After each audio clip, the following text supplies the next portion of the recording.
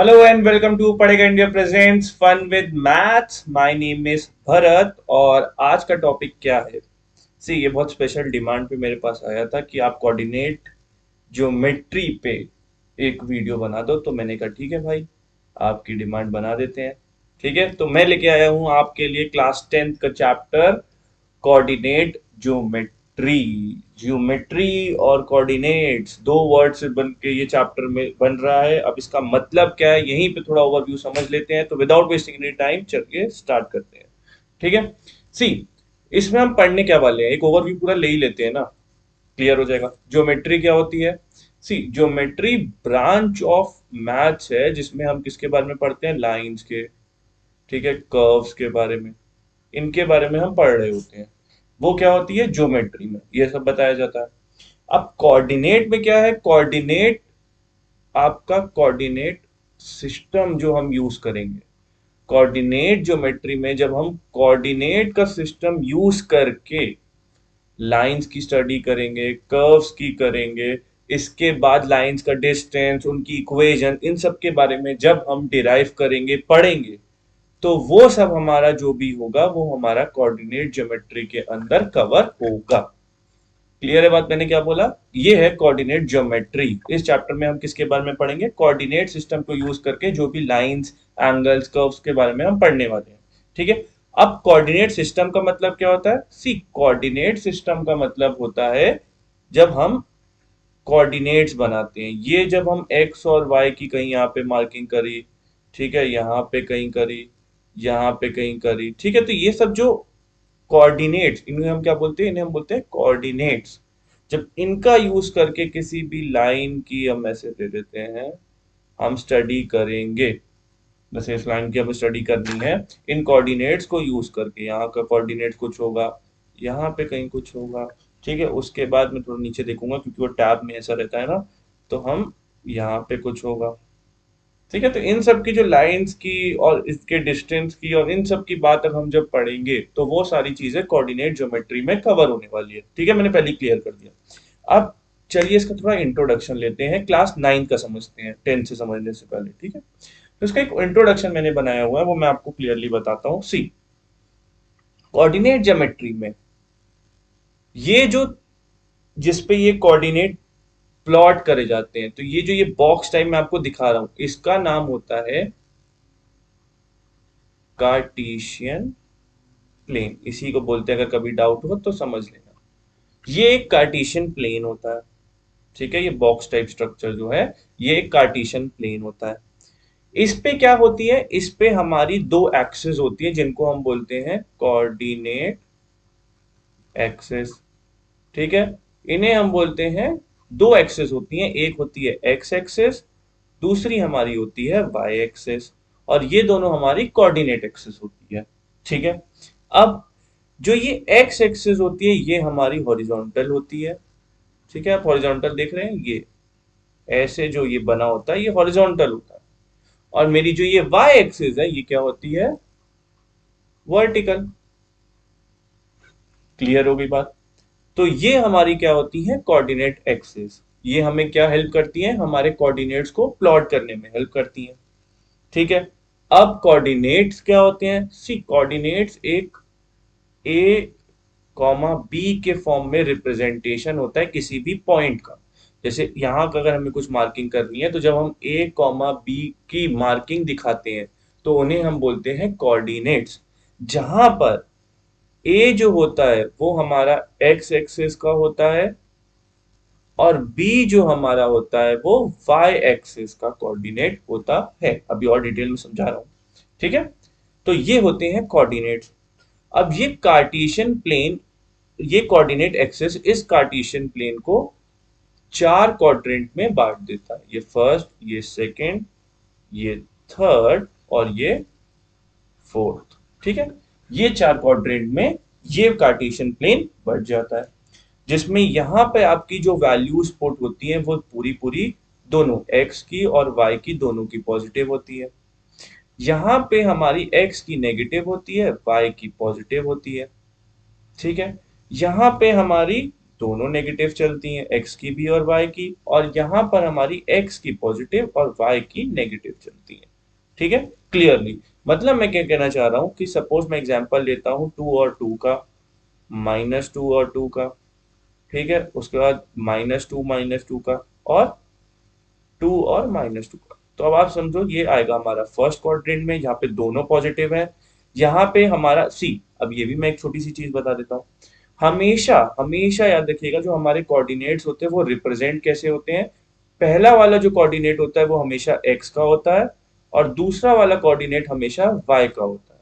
Clear हो गई बात, कि जो पहला वाला कोऑर्डिनेट होता है वो हमेशा एक्स का होता है और दूसरा वाला हमेशा वाई का होता है। तो हमारा एक्स भी पॉजिटिव है, वाई भी पॉजिटिव है, तो वो यहाँ आएगा। हमारा एक्स नेगेटिव है और वाई पॉजिटिव है, तो वो यहाँ आ जाएगा। ऐसे ही हम चारों प्लॉट कर लेते हैं। अब सिंपल बात हमें समझनी है कि इनका नाम क्या होता है, तो आप बहुत ध्यान से समझिएगा क्लियरली। इसका मतलब ये होता है कि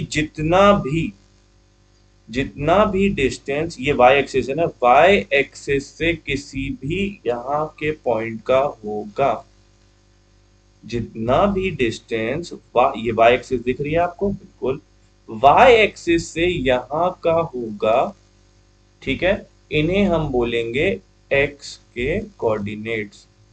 ठीक है, एक्स कोऑर्डिनेट्स, ये सारे एक्स के कोऑर्डिनेट्स होते हैं, जिसका एक और नाम होता है, हम उसको बोलते हैं एब्सिसा। क्या बोलते हैं? एब्सिसा। क्लियर हो गई बात। और दूसरी चीज, जो ये एक्स से इधर ऊपर की तरफ जितने भी डिस्टेंस कवर होते हैं, एक्स की एक्सिस से ऊपर जितने भी डिस्टेंस कवर होते हैं, इन्हें हम नाम देते हैं वाई कोऑर्डिनेट्स। ठीक है, या इनका दूसरा नाम क्या हो जाता है? ऑर्डिनेट। क्लियर हो गई बात?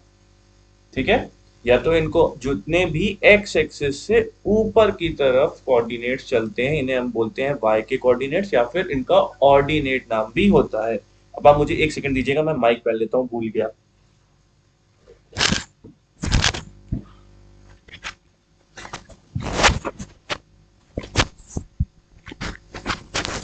सब कुछ सामने ही हो रहा है।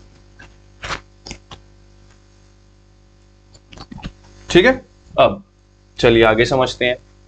हमने क्या समझ लिया, एक ओवरव्यू इंट्रोडक्शन आगे लेके जा रहे हैं कोऑर्डिनेट ज्योमेट्री का। जब हम पढ़ने जा रहे हैं तो हमें पता क्या क्या चल गया। हमें पता चल गया कि कार्टेशियन प्लेन क्या होता है। ये प्लेन जिसपे हमारे क्या बनी होती है? कोऑर्डिनेट एक्सिस बने होते हैं। ये कोऑर्डिनेट एक्सिस दो होते हैं, एक एक्स होता है, दूसरा वाई होता है। एक्स एक्सिस वाला तो आपका ये होता है हॉरिजॉन्टल, और वाई एक्सिस वाला आपका होता है वर्टिकल। ये दोनों एक्सिस इस पूरे कार्टेशियन प्लेन को फोर हमारे क्वाड्रेंट्स में, किसमें? फोर क्वाड्रेंट्स में क्या कर देते हैं? डिवाइड कर देते हैं। जहां पे फर्स्ट क्वाड्रेंट में दोनों पॉजिटिव होते हैं, सेकंड में नेगेटिव पॉजिटिव, थर्ड में नेगेटिव नेगेटिव, और फोर्थ में पॉजिटिव और नेगेटिव चलता है। ठीक है, क्लियर हो गई बात? ओके। उसके बाद हमने ये भी पता कर लिया कि रिप्रेजेंटेशन इन कोऑर्डिनेट्स का कैसे होता है। इन का रिप्रेजेंटेशन हमेशा एक्स वाला पहले रहता है और उसके बाद दूसरा वाला वाई का रहता है। ठीक है, हमने ये भी समझ ली बात।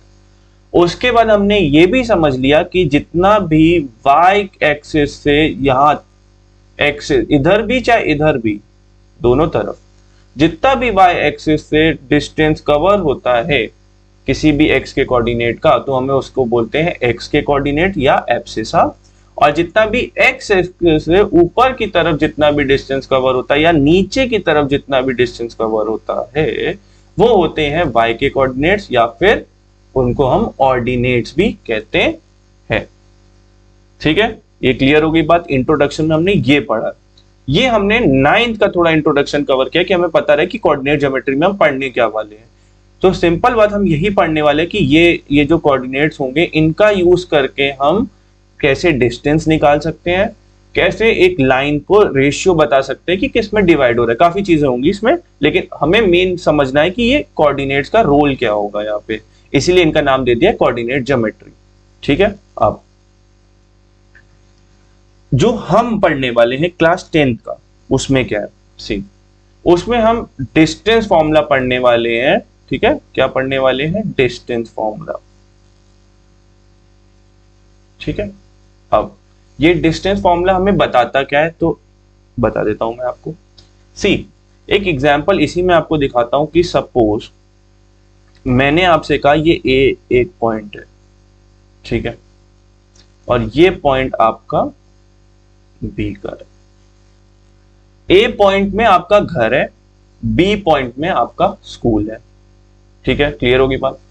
अब अगर मैं आपसे पूछ रहा हूं कि बाय यूजिंग कोऑर्डिनेट ज्योमेट्री, कि कोऑर्डिनेट्स को यूज करके अगर आप मुझे ये बताइए कि ए से बी तक की, यानी आपके घर से आपके स्कूल तक का डिस्टेंस कितना है, ठीक है, तो आप कैसे बताएंगे।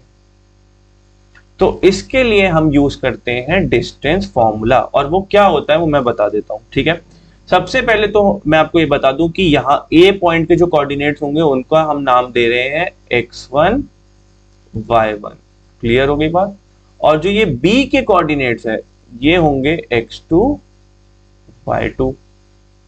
ठीक है, ए के कोऑर्डिनेट x1 y1 है, बी के x2 y2 है। अब जो A B, this from A to B का जो डिस्टेंस निकल के आएगा वो आपका होगा, दिया जाएगा अंडर रूट, ठीक है, under root x2 minus x1 का square plus y2 minus y1 का स्क्वायर। क्लियर होगी बात। अगर एक डिस्टेंस से दूसरी डिस्टेंस का मुझे डिस्टेंस निकालना होगा एक पॉइंट से दूसरे, तो मैं ये डिस्टेंस फॉर्मूला यूज करूंगा। ये आप अपनी नोटबुक में लिख लीजिएगा। ठीक है, अब ये हमने डिस्टेंस फॉर्मूला डिराइव तो सीख लिया, लेकिन आप ये सोचो कि थोड़ा टफ है, तो अब आप पूछेंगे कि सर इसका इजी वे बता दीजिए। इजी वे यही है कि मैं आपको इसको डिराइव करना ही सिखा दूंगा कि ये बना कैसे है, तो आपको लॉजिक समझ में आ जाएगा।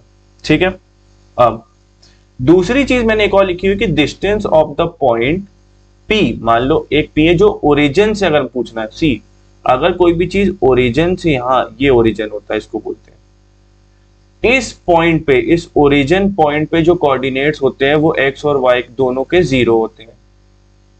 ठीक है, तो डिस्टेंस मान लो यहां से मुझे यहां तक का निकालना है डिस्टेंस। ठीक है, ये पॉइंट कौन सा है, ये पॉइंट P है जिसके कुछ कोऑर्डिनेट है x और y, कोई भी हो, कुछ भी हो सकते हैं मान लेते हैं। अगर मुझे इनके बीच का डिस्टेंस निकालना है, जो मैंने क्या बोला, ओरिजिन से कोई लाइन जा रही है, तो सिंपली कैसे, उसका फॉर्मूला हो जाता है x square plus Y square. क्यों, क्योंकि दूसरा वाला कोऑर्डिनेट तो 0 ही बन जाता है, इसीलिए। तो एक ही कोऑर्डिनेट तो आपके बचेंगे, दूसरा वाला तो 0 है। यहाँ पे तो एक कोऑर्डिनेट, यहाँ पे एक दोनों कोऑर्डिनेट दिए होते हैं, या तो दोनों, एक उसमें से 0 0 दिया हुआ है, इसीलिए। तो ये क्या होता है, हमारा डिस्टेंस फॉर्मूला होता है। इसी का यूज करके हम डिस्टेंस बताएंगे किसी भी चीज की। और ये कोऑर्डिनेट ज्योमेट्री के अंदर क्यों आ रहा है, तो आप खुद ही देख सकते हैं कि हम कोऑर्डिनेट्स को यूज करके एक लाइन की डिस्टेंस बता रहे हैं, इसीलिए। अब आगे पढ़ लेते हैं। इसका मैं डेरिवेशन आपको सिखा रहा हूं, ताकि आपको क्लियर तो रहना चाहिए भाई कि हम पढ़ क्या रहे हैं। ठीक है, तो सबसे पहले तो मैं आपसे एक रिक्वेस्ट करूंगा, आप ये इग्नोर कर देना कि यहाँ पे कुछ कोऑर्डिनेट्स हैं, हमें पता ही नहीं है कौन से कोऑर्डिनेट्स हैं, यहां पर भी, यहां पर भी। ठीक है, अब बने रहिएगा मेरे साथ।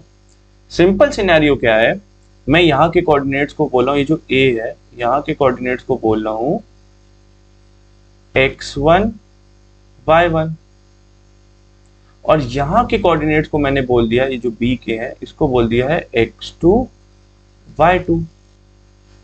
ठीक है, अब बहुत ध्यान समझिएगा।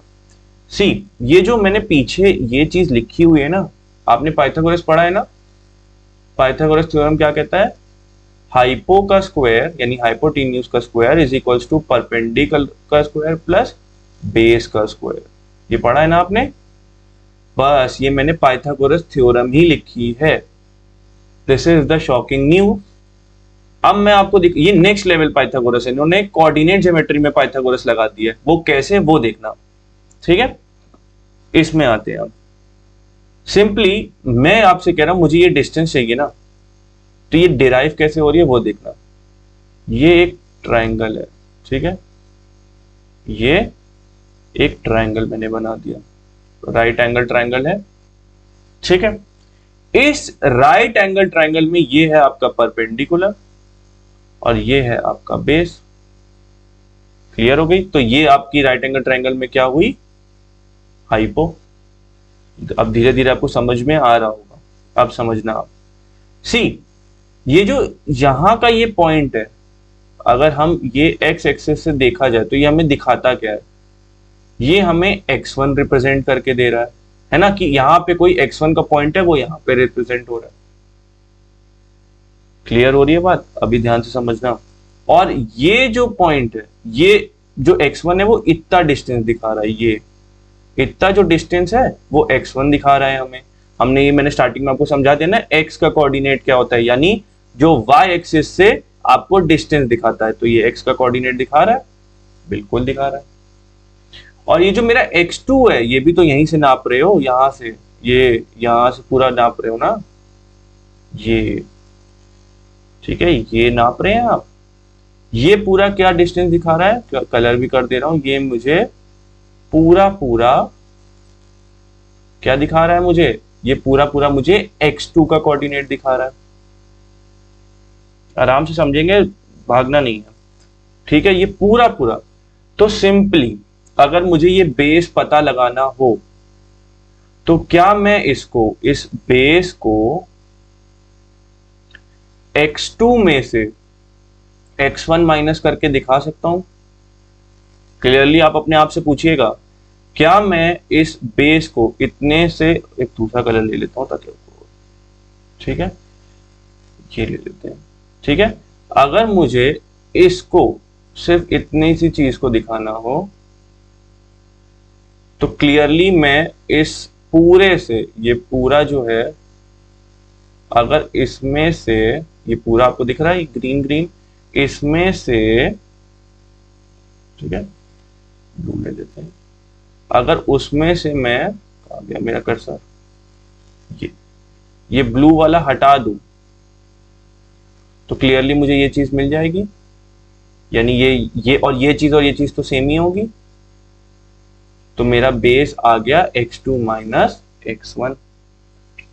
सेम वे अब आगे आप y, सेम वे अगर आप समझ गए होंगे तो यहां पर दूसरा कलर लेना पड़ेगा, ब्लू में ब्लू मैच हो रहा है, ठीक है,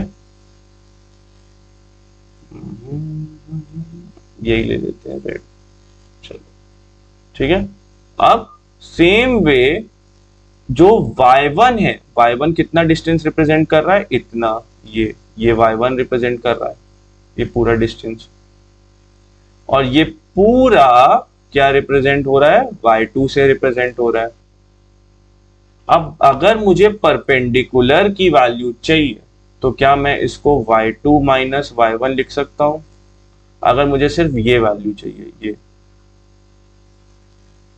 तो मैं इस पूरे की वैल्यू जो मेरा y2 है उसमें से मैं अपना इतना, जो ये मेरा y1 है, ये हटा दूं तो माइनस कर दूं, मैंने वही तो कर दिया। अब आपको धीरे धीरे समझ में आ रहा होगा। अब मैं लगाता हूं पाइथागोरस थ्योरम। तो पाइथागोरस थ्योरम क्या कहता है, हाइपो का square is equals to base का स्क्वायर प्लस परपेंडिकुलर का स्क्वायर। तो क्लियरली हाइपो का स्क्वायर यानी, और इसमें हाइपो क्या है मेरी, ए बी है हाइपो, यानी हाइपो का square is equals to base मेरा क्या है, x2 माइनस x1 इसका स्क्वायर, ठीक है, प्लस परपेंडिकुलर क्या है मेरा, y2 माइनस y1 का स्क्वायर। दिखने लगा? अब हाइपो का यहां पे स्क्वायर हो रहा है तो इधर जाके जब ये स्क्वायर जाता है तो क्या मिलता है हमें, अंडर रूट करना पड़ता है।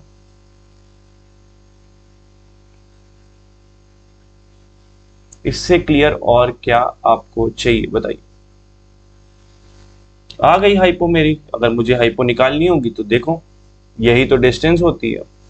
This is how a distance formula is derived, ठीक है, ये कुछ नहीं है, ये पाइथागोरस थ्योरम ही है। ये बस एक नेक्स्ट लेवल, मतलब हमने कोऑर्डिनेट्स को यूज करके एक पाइथागोरस थ्योरम निकाल दिया। ठीक है, आगे बढ़े। चलिए, अब क्लियरली हमने जब समझ लिया डिस्टेंस फॉर्मूला तो उसको लगाने में कितना टाइम लगेगा। Find the distance between the point, दो पॉइंट है, ये कौन से कोऑर्डिनेट होंगे, x1 y1, और ये कौन से कोऑर्डिनेट होंगे, x2 y2। ठीक है, अब सिंपली डिस्टेंस फॉर्मूला क्या आता है, ए बी का अगर मुझे डिस्टेंस निकालना है तो मैं क्या करूंगा, under root x2 minus x1 का square plus y2 minus y1 का स्क्वायर, सिंपली। तो A B is equals to under root, क्या लिखना है आप बताइए, 10 माइनस 7 का स्क्वायर प्लस 9 माइनस 13 का स्क्वायर। क्लियर, यानी अंडर रूट 3 का स्क्वायर प्लस माइनस कितना, 4 का स्क्वायर।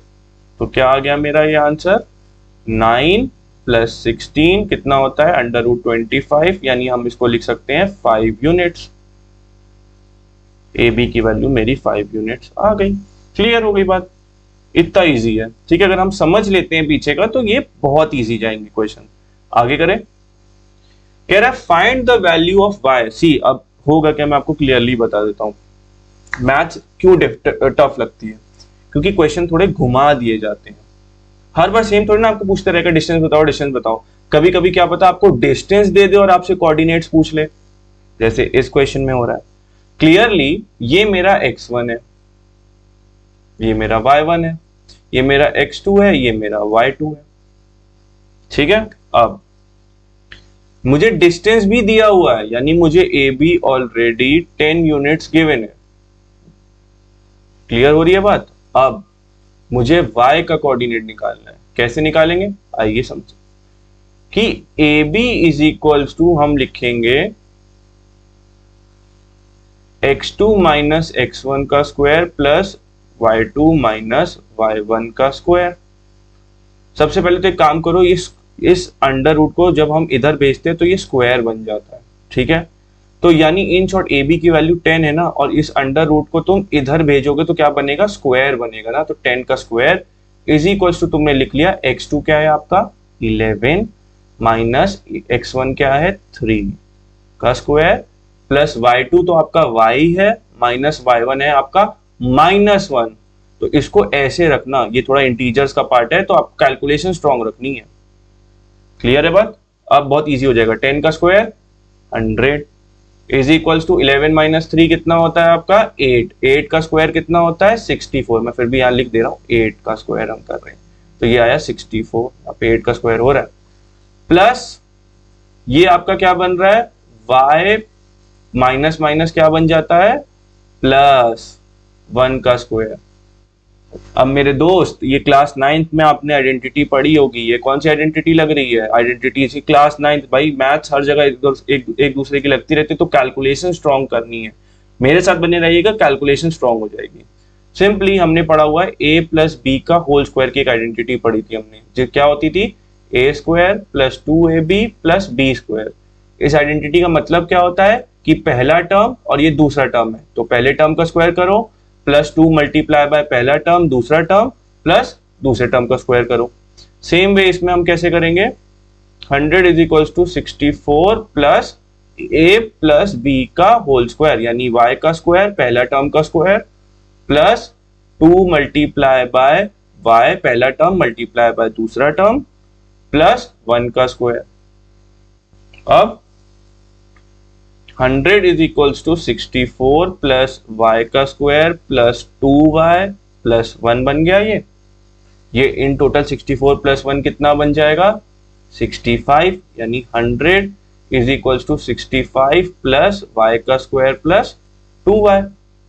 ये 65 को इधर ले आओ, या इससे बेटर है इस 100 को इधर ले जाओ और इसको यहाँ पे 0 बना दो। क्यों, क्योंकि हम एक, आप देख रहे हो ना, एक क्वाड्रेटिक इक्वेशन दे रहा है हमें। हम इस क्वाड्रेटिक इक्वेशन को जब यूज करेंगे तभी जाके हमें y की 2 वैल्यूज मिलेंगी। क्लियर है बात। तो इसीलिए हमने क्या किया, y स्क्वायर प्लस 2y और इस 100 को इधर ले आए। तो जब हम इस 100 यहाँ पे प्लस हो रहा था, इधर जाके क्या हो जाएगा माइनस। तो इन शॉर्ट मैं लिख रहा हूं बात, वो ये लिख रहा हूं 65 माइनस 100 लिख रहा हूँ यहाँ पे ये बात, ठीक है। मैं थोड़ा डायरेक्ट कर रहा हूँ, आपको थोड़ा डायरेक्ट समझना पड़ेगा। तो ये मुझे दे देगा माइनस का 35, क्योंकि 100 हमारा बड़ा है और उसके आगे साइन माइनस का है। ये भी इंटीजर्स का पार्ट है, आपको थोड़ा इंटीजर स्ट्रॉन्ग करना पड़ेगा, ठीक है। मेरी वीडियोस डली हुई हैं, उस पर आप देख सकते हैं। अब हमने एक इक्वेशन बना ली है। अब इस इक्वेशन को हम सॉल्व किससे करेंगे, उसका नाम होता है स्प्लिटिंग द मिडिल टर्म। ये भी बहुत लोगों को आता होता है, बहुत लोगों को नहीं आता होता, तो मैं बता देता हूं इसमें करते क्या है। इसमें हम इसको और इस y स्क्वायर का जो कोफिशिएंट होता है, इस केस में आपको कुछ भी नहीं दिख रहा है, यानी 1 है कोफिशिएंट, इसको करते हैं मल्टीप्लाई, ठीक है। मैं एक एक स्टेप इसीलिए बता रहा हूं ताकि आपको ये भी मिस ना हो। फिर हम इसके क्या कर लेते हैं, प्राइम फैक्टराइजेशन कर लेते हैं। तो ये जो हमारा प्राइम फैक्टराइजेशन आता है, इसको यूज करके हम ये नंबर लाने की कोशिश करते हैं। अब मुझे या तो इसको प्लस कर सकते हैं या तो इसको माइनस कर सकते हैं। 2 ला रहा है तो 7 और 5 को प्लस तो कर नहीं पाएंगे, माइनस कर दो तो 2 आ सकता है। इसी को कहते हैं मिडिल टर्म को स्प्लिट करना। तो क्या मैं इसको -7y प्लस 5y लिख सकता हूं? देखो मैंने कैसे स्प्लिट कर दिया इसको, 2 को ऐसे लिख दिया इसका यूज करके, ठीक है। और मैंने माइनस प्लस क्यों रखा, क्योंकि आप ही बताइए माइनस प्लस क्या होता है, माइनस। बस मैंने एक गलती कर दी, वो मैं आपको बता दूं, ये प्लस का रहेगा और ये माइनस का रहेगा। अच्छा ये भी क्यों मैंने करा वो भी बता देता हूं, क्योंकि यहाँ पे 2 प्लस का आ रहा है, यानी हमें जो माइनस लाना है उसमें एक टर्म बड़ा होना चाहिए, बड़े टर्म के आगे प्लस का साइन होना चाहिए। इसीलिए, क्योंकि देखो 2 तरीके से माइनस होते हैं ना, या तो माइनस प्लस माइनस होता है या तो प्लस माइनस। अब यहाँ पे वो प्लस का 2y मांग रहा है ना, तो इसलिए मुझे 7 को बड़े वाले नंबर को के आगे प्लस रखना पड़ेगा, ठीक है। क्लियर होगी बात। फिर भी अगर आपको स्प्लिटिंग द मिडिल टर्म में डाउट होता है तो मैं इस पे एक अलग से वीडियो डाल दूंगा, वो भी आप देख लीजिएगा, ताकि आपका वो चीज भी स्ट्रांग हो जाए, क्योंकि मैथ्स एक दूसरे यूनिवर्सल है, एक जगह दूसरी जगह लगता ही लगता है। क्लियर है। अब इसमें उसके बाद हम क्या करते हैं, फैक्टराइजेशन करते हैं। फैक्टराइजेशन में क्या होगा, y को कॉमन ले लो, तो इसमें y प्लस 7 मिल जाएगा, या 0 चल रहा है, और यहाँ पे मैंने -5 कॉमन ले लिया तो ये y प्लस 7 बन जाएगा। y जब 5 कॉमन आएगा तभी तो ये 5 7 35 होता है, तो ये फैक्टराइज हो गया। अब यहाँ पे अगर ये आपको ये डाउट है कि ये प्लस, यहाँ पे तो माइनस का था, ये प्लस का कैसे बना, तो ये मैं आपको बता दूं कि जब हम ब्रैकेट के आगे माइनस कॉमन लेते हैं तो अंदर प्लस साइन चेंज हो जाता है, अगर माइनस का आ रहा होता है तो वो प्लस का हो जाता है। क्लियर हो गई बात। अब बस क्या करना है हमको, हमें मिल तो गया, एक हमें मिल रहा है y प्लस 7 और दूसरा हमें मिल रहा है y minus 5 is equals to 0 मिल रहा है। अब यहाँ पे हम एक बार क्या करेंगे, एक बार हम रखेंगे y plus 7 is equals to 0, तो y की वैल्यू मिल जाएगी -7। एक बार हम रखेंगे y minus 5 is equals to 0, तो y की वैल्यू हो जाएगी 5। हमारे आंसर आ गए, ठीक है। देखो मेरे केस में वीडियो बड़ी होगी, लेकिन मैं समझाऊंगा डिटेल और अच्छे से, ताकि आपकी कैलकुलेशन भी स्ट्रांग हो जाए, ठीक है। आगे बढ़ते हैं। अगर आपको नोट करना है आप पॉज करके नोट कर लेना। अब अब थोड़ा और देखो, इन्होंने एक क्वेश्चन को घुमा दिया और हल्का सा ट्विस्ट ले आया, तो मैं क्वेश्चन सारे बताऊंगा, हर एक मेथड के बताऊंगा ताकि आपको डाउट ही ना हो।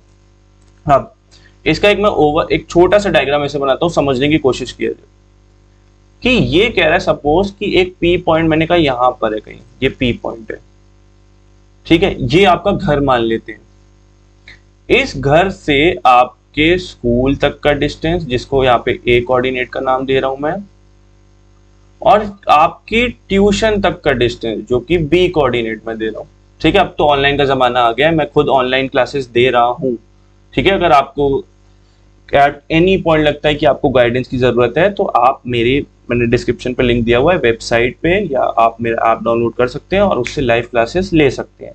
प्लस उसमें recorded lectures, unlimited PDF notes and quiz और मॉक टेस्ट की भी फैसिलिटीज है, ठीक है। अब ये मैंने बोला कि ये आपका घर है, आपके घर से स्कूल आपका और आपके ट्यूशन दोनों सेम इक्वल डिस्टेंस पे है, कहीं अलग अलग डायरेक्शन में लेकिन इक्वल डिस्टेंस पे है। तो अब मुझे बताओ कि ऐसे क्या कोऑर्डिनेट्स यहाँ के बन रहे हैं, यहाँ के बन रहे हैं और यहाँ के बन रहे हैं, ठीक है, जिससे आपका ये चीज सेम आ जा रही है, क्योंकि हमें कंप्लीटली तो दिया नहीं हुआ है, के फॉर्म में दिया हुआ है। तो इसको कैसे यूज करना है, आइए ये वाला क्वेश्चन समझते हैं। ठीक है, आ जाओ। सबसे पहली बात हम समझते हैं कि हमें लिखा दिया क्या होता है, गिवन क्या है। गिवन हमें यही दिया हुआ है ना कि पी ए और पी बी का डिस्टेंस इक्वल है। ठीक है, यही दिया हुआ है कि पी ए और पी बी का डिस्टेंस इक्वल है। ओके, अब हम सबसे पहले क्या करेंगे, दोनों का स्क्वायर कर लेंगे, डिस्टेंस को स्क्वायर कर लेते हैं, क्योंकि वो अंडर रूट लगा होता है, आपको याद है, तो उसका हम इधर ले आके स्क्वायर और यहीं पे पहले स्टार्टिंग में ही कर लेते हैं। ठीक है, ये भी हमने कर लिया। यानी मैं यही कहना चाह रहा हूं ना कि अगर पी ए पी बी के बराबर है तो उसका स्क्वायर भी उसके बराबर बिल्कुल होगा। अगर अगर टू और टू सेम है तो उसका स्क्वायर भी तो सेम ही आएगा। क्लियर है ना बात? ठीक है, ये समझ गए होंगे आप। अब पी ए का मतलब क्या हुआ, वो हम पी और ए के कोऑर्डिनेट को यूज करके उनका डिस्टेंस बता देंगे। कैसे? हमने स्क्वायर कर दिया, इसलिए मैं यहाँ पे, हमने ऑलरेडी स्क्वायर कर दिया, इसलिए यहाँ पे मैं अंडर रूट नहीं लगाऊंगा, तो कंफ्यूज मत होना। अंडर रूट और स्क्वायर से चला गया, तो मैं डायरेक्टली लिख रहा हूं x2 माइनस x1। इस केस में, पी ए के केस में, x2 क्या है, 3 माइनस x1 क्या है, ये। ठीक है, तो अब ये देखो डबल होता है तो हम इसको इसीलिए ब्रैकेट में रखते हैं, ये भी कैलकुलेशन का एक पार्ट होता है, स्ट्रॉन्ग करिए।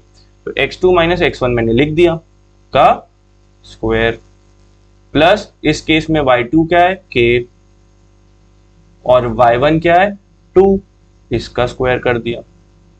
ठीक है, अगर अब मैं इसको सॉल्व करूं, ये मैं पी ए सॉल्व कर रहा हूं,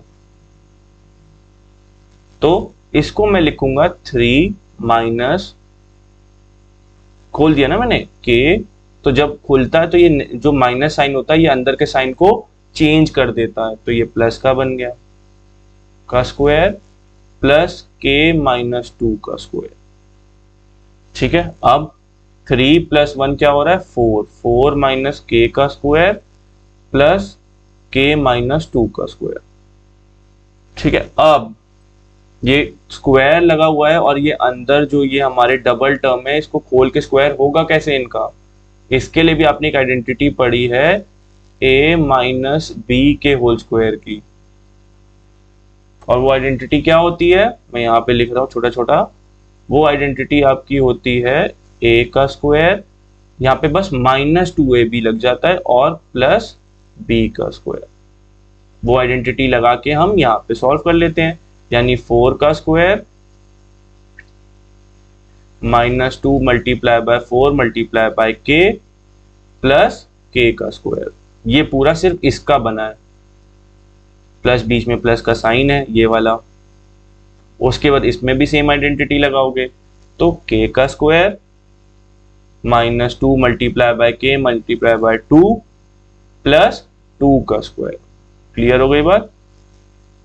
ठीक है, अब ये आएगा 16 माइनस 8 के प्लस के स्क्वायर प्लस के स्क्वायर माइनस 4 के और प्लस 4।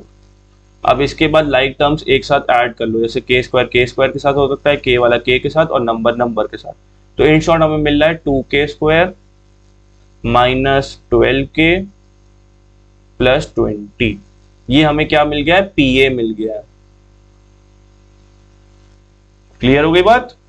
ठीक है, आराम से करेंगे ताकि वो ना हो, बस आपको मिस कुछ नहीं करनी है। ठीक है चीज, अब हम पीबी समझते हैं। ठीक है, हमने पी ए तो निकाल लिया, अब पीबी निकाल लेते हैं। चलिए आइए, छोटा छोटा कर रहा हूं मैं। ठीक है, पीबी कैसे निकलेगा, पीबी क्या है हमारा, ये x2 है और ये हमारा उसके लिए x1 रहेगा। इन शॉर्ट में लिखना चाह रहा हूं के माइनस 1 का स्क्वायर। ठीक है, एक काम करता हूं, मैं पेन चेंज कर लेता हूं ताकि आपको और क्लियरली दिखे। ठीक है, तो ये हटा देते हैं और पीवी को एक दूसरे पेन से करते हैं।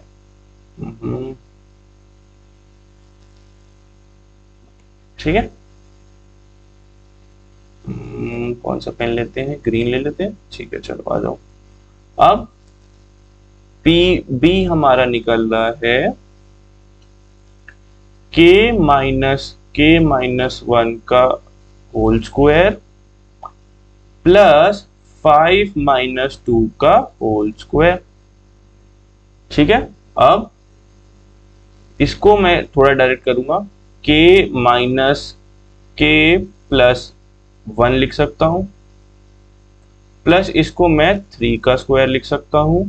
ये अगर आप देखिए तो मेरा ये क्या हुआ है, मेरा k से k कट गया है, मेरा यहाँ पे सिर्फ 1 बचेगा, 1 का स्क्वायर।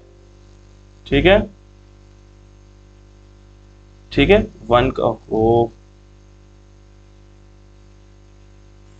ठीक है, ये मेरा क्या है, चलो ऐसी रेड पेन आ गया, 1 का स्क्वायर तो 1 ही रहेगा, प्लस 3 का स्क्वायर 9 हो जाएगा, तो 10 मेरा आ गया पीबी। ठीक है, अभी हमने पीए और पीबी निकाल लिया है। अब भाई सबसे आखिरी में हम क्या कर रहे हैं, हम इसका यूज ही तो कर रहे हैं। अगर पीए पीबी के बराबर है तो क्या मैं ये चीज लिख सकता हूं कि 2k², इसको थोड़ा ऐसे कर लेते हैं स्प्लिट,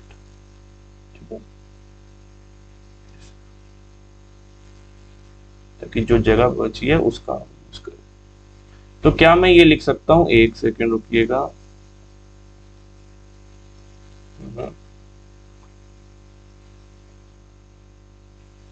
चलो ठीक है, क्या मैं यहां नहीं लिखूंगा, थोड़ा ऊपर लिखता हूं यहाँ पे ताकि वो ठीक है, क्या मैं ये चीज लिख सकता हूं कि 2k², यानी ये पीए के बारे में लिख रहा हूं मैं, और पीबी, ये चीज लिख सकता हूं मैं, बिल्कुल पीए इसी से बना रहा हूं यहां पे ये। ठीक है, यानी अब इस 10 को भी इधर ले आओ, तो ये 20 से 10 क्या हो जाएगा, यहाँ प्लस हो रहा है, इधर जाके माइनस हो जाएगा, तो 2k² minus 12k plus 10 is equals to 0। अब अगर आप ध्यान से ऑब्जर्व करो तो ये मेरी क्या बन रही है, एक क्वाड्रेटिक इक्वेशन बन रही है। और अभी मैंने पीछे आपको सिखाया कि क्वाड्रेटिक इक्वेशन में किसको हम कैसे वैल्यू निकालते हैं, स्प्लिटिंग द मिडिल टर्म से। ठीक है, तो आपको करना क्या होगा, इसके आगे कमेंट सेक्शन में आप खुद लिखोगे कि इसके की वैल्यू क्या आई है, और मैं बिल्कुल वेरीफाई भी करूंगा। क्लियर हो गई बात? चलो अब आगे बढ़ते हैं। फाइन, लास्ट क्वेश्चन है इस फर्स्ट एपिसोड का। मैं एपिसोड को छोटा करने की कोशिश कर रहा हूं ताकि आप बोर भी ना हो, क्योंकि मुझे कहीं ना कहीं कह रहे थे लोग। ठीक है, अदरवाइज अगर आप चाहते हो कि वीडियो लंबी हो और मैं डिटेल में और ज्यादा वीडियोस में पढ़ाऊं, तो आप मुझे कमेंट में लिख के बता सकते हो। ठीक है, अदरवाइज मैंने सब समझाया सब कुछ है और आगे अलग अलग एपिसोड्स में रखा हुआ है। क्लियर? अब ये लास्ट क्वेश्चन मैं करता हूं, इसमें हम बात करने वाले हैं कि फाइंड द रिलेशन। बच्चों को ये भी नहीं समझ में आता कि रिलेशन का मतलब क्या कहना चाह रहा है बिटवीन एक्स एंड वाई, तो इसीलिए वो कंफ्यूज हो जाते हैं। सी, रिलेशन का मतलब होता है, जैसे ये एक रिलेशन है कि ए बी से बी का 2 गुना है, तो मैं ए इज इक्वल टू 2b लिख देता हूँ। ये भी तो एक रिलेशन, ये रिलेशन होता है दिखाना। अब मैं इसको कैसे लिखूंगा, मैं 2b को अगर इधर ले आया तो a minus 2b is equal to 0 लिख सकता हूँ। ये एक तरीके से रिलेशन दिखाना होता है। ठीक है, ऐसे ही एक्स और वाई का कुछ रिलेशन क्या है, क्या रिश्ता है इनका, कैसे एक्स क्या वाई से बड़ा है, एक्स और वाई क्या सेम है, या क्या क्या है, वो हमें बताना है। ठीक है, क्लियर होगी बात? चलो, तो अब ये इस क्वेश्चन का मतलब है, तो अब इसको हम कैसे करेंगे? ठीक है, आ जाते हैं। तो रिलेशन मतलब संबंध क्या है उनका। क्लियर हो गई बात? अब find the relation between x, एक पॉइंट है भाई, सेम बात है कि ये पी पॉइंट है, पी ए और पी बी, ये पी ए, ये पी है, ये पी से ए और पी से बी, अभी पीछे कर आए हो, सेम डिस्टेंस पे है, बस रिलेशन बता दो। ठीक है, यानी वो यही कहना चाह रहा है ना कि पी ए पी बी के बराबर है, पीछे कर लिया है, तो इन शॉर्ट मैं क्या लिखूंगा, पी ए का square is equal to P B का स्क्वायर। हम स्क्वायर क्यों कर रहे हैं, क्योंकि डिस्टेंस में अंडर रूट लगा होता है, तो वो अंडर रूट को हटाने के लिए हम स्क्वायर कर दे रहे हैं। ठीक है, तो इन शॉर्ट मुझे अब ज्यादा करना नहीं पड़ेगा, मैं लिखूंगा x2 माइनस x1। x2 क्या हो जाएगा, इसको x2 ले लेते हैं चलिए, कि 1 माइनस x1 क्या हो जाएगा इस पीए के केस में, ये हो जाएगा का स्क्वायर प्लस 4 माइनस y का स्क्वायर इज इक्वल्स टू, मैं एक साथ चला रहा हूं और पीबी यहां पे बना रहा हूं मैं। पीबी के केस में ये आएगा -1 माइनस एक्स का स्क्वायर प्लस, हाँ जी बोलिए, 2 माइनस वाई का स्क्वायर। ठीक है, ये पीए है मेरा और ये मेरा पीबी है। अब पूरी पूरी जो अलजेब्रा की आइडेंटिटी हमने पढ़ी है वो इसमें लग रही है। क्या हो रहा है, 1 का स्क्वायर, ठीक है, 1 का स्क्वायर माइनस वाली लग रही है तो -2 इंटू 1 इंटू एक्स प्लस, हाँ जी किसका स्क्वायर, अब इसका x का स्क्वायर प्लस, अब इसमें भी आइडेंटिटी लग रही है तो 4 का स्क्वायर प्लस माइनस का पहले ये लिख देते हैं 4 इंटू वाई, ठीक है, प्लस y का स्क्वायर। पहले ऐसा करते हैं पीए ही निकाल लेते हैं पूरा इन शॉर्ट करके, तो ये मेरा पीए चल रहा है, ठीक है, पीबी अभी नहीं लिखते हैं। तो ये मैंने लिखा हुआ है 1 माइनस 2x। अब बताइए आगे क्या करना है, plus X square plus 16 minus 8y plus Y square. Clear होगी बात। अब इन शॉर्ट अगर आप ध्यान से देखो तो जो लाइक टर्म्स है उनको लिख दो, अदरवाइज जो अगर ऐसे ही रहता तो ऐसे ही रहने देते हैं। तो यहाँ मैं इसको लिख दे रहा हूँ X square plus Y square minus 2x minus 8y और प्लस 16 और प्लस 1 के प्लस 17 बन जाएगा। ये मेरा पी ए आ गया। क्लियर है बात, ठीक है, अभी पी ए निकाला है। अब हमें क्या निकालना है, पी बी। सी पी बी को थोड़ा सॉल्व करने में ये चीज आपको देखनी पड़ेगी कि दोनों माइनस के हैं, तो अब आपको माइनस की आइडेंटिटी लगानी है प्लस की, ठीक है, ये बहुत बड़ा डाउट होता है एक तो, ठीक है। तो सिंपली ये -1 किसका, इसका है ना, तो ऐसे लिखो ना -1। अब आपको क्लियर दिख रहा होगा कि मुझे कौन सी आइडेंटिटी लगानी है, माइनस की या प्लस की। क्लियर होगी बात, आ जाओ फिर। मेरा पीबी, ये मेरा पीए निकल गया है यहां तक, ठीक है, ठीक है। अब मेरा पीबी निकलने वाला है। पीबी कैसे निकलेगा, PB is equals to minus, ये यहां से मैं उठा रहा हूं सब कुछ, ठीक है, -1 का square -2 into -1 into x plus x का स्क्वायर और उसके बाद इसकी आइडेंटिटी ले रहा हूं मैं तो 2 का स्क्वायर, ठीक है, -2 multiply by 2 multiply by Y plus Y का स्क्वायर। क्लियर होगी बात। तो ये मेरा आएगा 1 plus 2x plus X square plus 4 minus 4y plus Y square. अगर आप इसको आप देखोगे लिखोगे तो ये X square plus Y square plus 2x minus 4y और प्लस 5 हम लिख सकते हैं। ये मेरा पीबी आ गया। क्लियर हो गई बात, पीबी भी निकाल लिया है।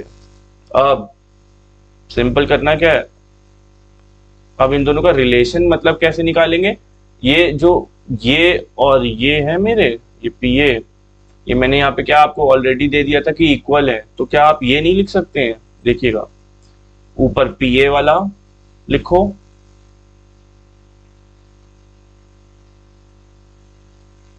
ठीक है, इज इक्वल्स टू यहाँ पीबी वाला लिखो,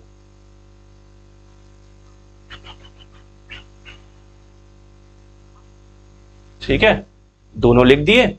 छोटी सी जगह बची है, जल्दी जल्दी समझ लो। देखो यहाँ पे एक्स स्क्वायर और वाई स्क्वायर के साइन यहाँ और सेम है ना, तो ये पता है कट सकते हैं। अगर साइन अपोजिट होती लेफ्ट हैंड साइड और राइट हैंड साइड के तो नहीं कट पाते, लेकिन अगर सेम साइड होते हैं, लेफ्ट हैंड साइड और राइट हैंड के सेम साइन होते तो वो कट जाते हैं।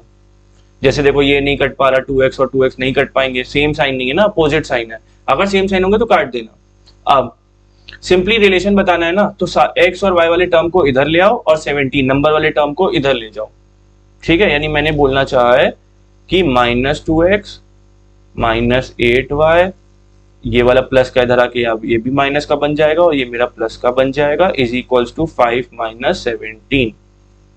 ठीक है, अब इसको आप लिख सकते हो माइनस, कितना लिखोगे, -4x लिख सकते हो, ये माइनस और ये माइनस, और ये -8y plus 4y, -4y is equals to 17 में से 12 गया, कितना बचा, 12, वो भी माइनस का।